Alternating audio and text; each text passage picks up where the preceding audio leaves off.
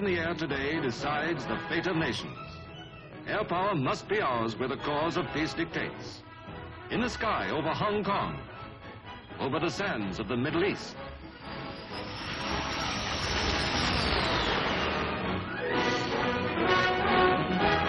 Only a little while ago, air power helped keep the peace of Europe by bringing salvation to Berlin.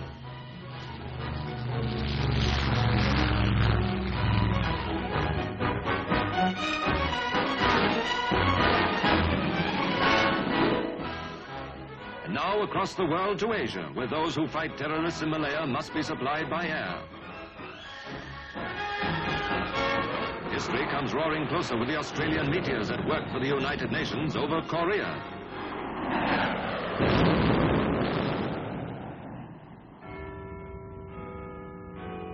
The nerve centre of the RAF is in London, in the Air Ministry in Whitehall, where the Air Council meets to say when and where and how. Secretary of State for Air, the Chief of the Air Staff, and other members of the Air Council meet to decide policy.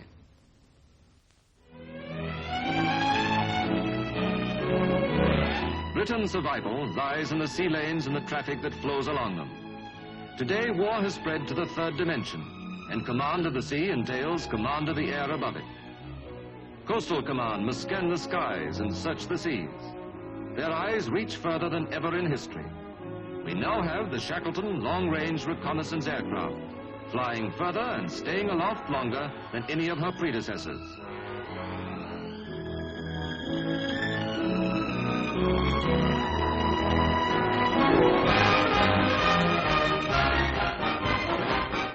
Fighter Command, now armed with something keener and swifter and more deadly to its foes than anything the last war ever saw.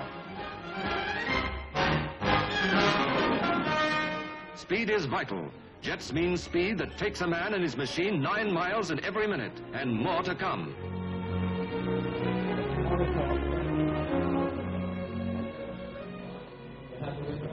That means new techniques on the ground, too.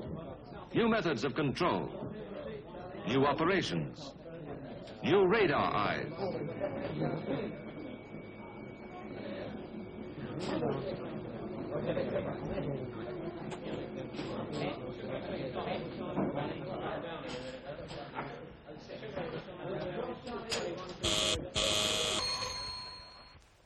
Operations. Tiger and Oxo squadrons. Scramble.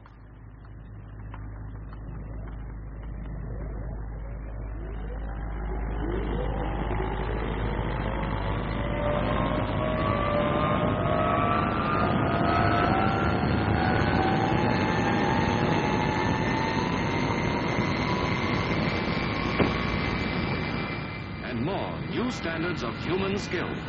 The mass takeoff that launches a squadron of jets almost simultaneously into the air from a crowded, howling runway like angry falcons.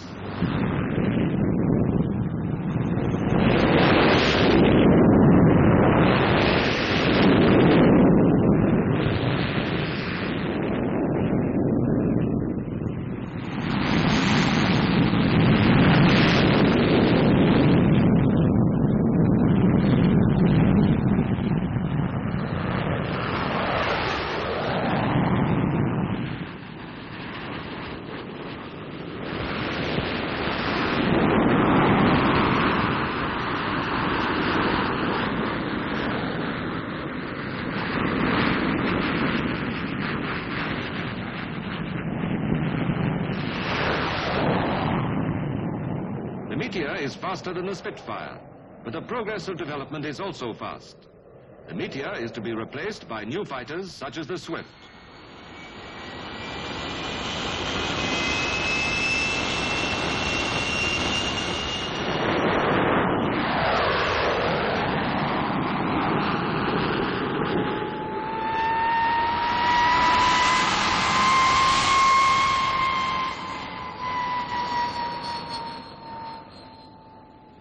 And the P-1067, the fastest fighter flying today.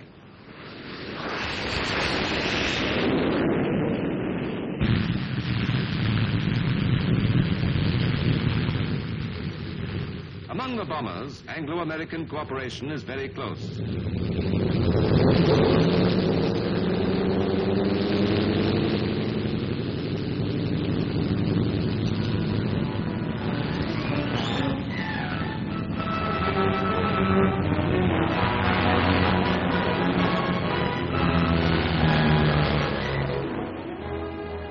After the war, Britain decided to jump production straight from the Lincolns and the Lancasters to the jets. Meanwhile, to ensure a striking force at all times, the RAF manned these Washingtons, as we call the super fortresses.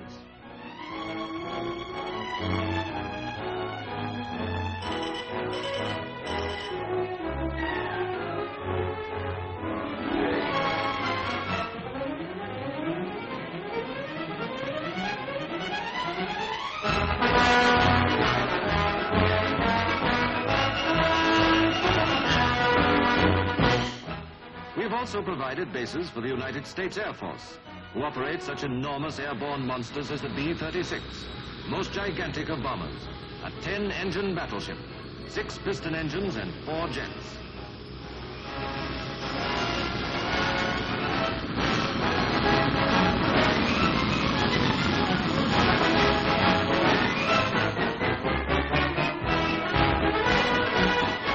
And now the jet bombers of the RAF are coming along.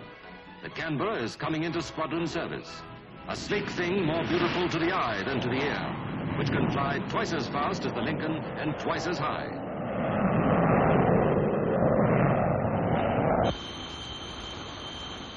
The RAF's tremendously powerful weapon to come is the Valiant, the new 4-jet bomber, a magnificent example of British engineering.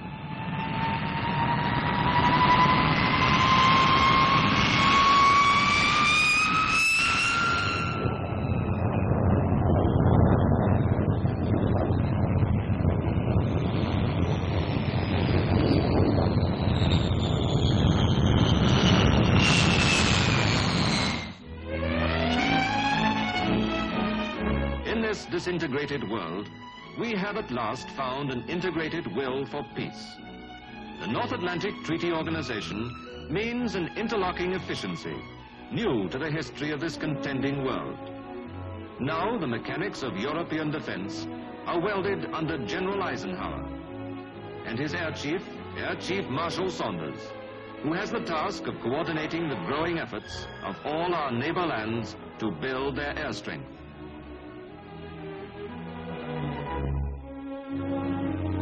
So the air, which covers without frontier or discrimination the surface of our Europe, becomes the junction of our cooperative effort. The vampires fly over Holland.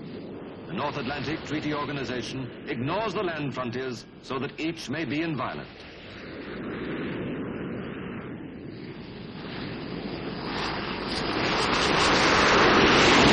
Those who live below, anchored to the anxious ground, watch the passage of the thing that means security to them and to us, and maybe to the world.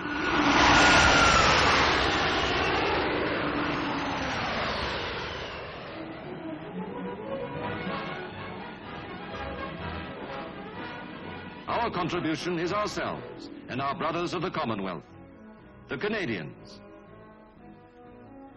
the Australians, the New Zealanders, the South Africans,